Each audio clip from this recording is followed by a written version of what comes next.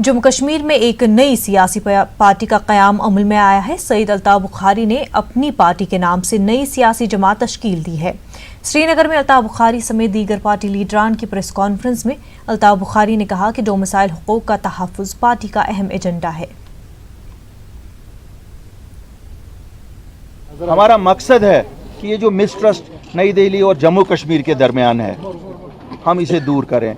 हालात ने खुद ही एक फ़ैसला किया, पहले एक मिसट्रस्ट जम्मू और कश्मीर के दरमियान भी किया जाता था। आज हम उस स्टेज प्लेटफार्म पे जहां जम्मू भी वही चाहता है जो कश्मीर चाहता है, जम्मू भी स्टेटहुड चाहता है, कश्मीर भी स्टेटहुड चाहता है। जम्मू भी right to land, domicile right to land चाहता है, जॉब्स चाहता है, एजुकेशन इंस्टीट्यूट चाहता है। तो इसी तरह ये जो हमारी दूरियां दिल्ली के साथ है, दिल्ली की मिसगिविंग्स है, जम्मू कश्मीर के लोगों के साथ हमारी मिसगिविंग्स है। हमारी कोशिश होगी कि ये दूर करें। हमारी मुश्किलात हैं, रियासत जम्मू कश्मीर के लोगों की मुश्किलात हैं।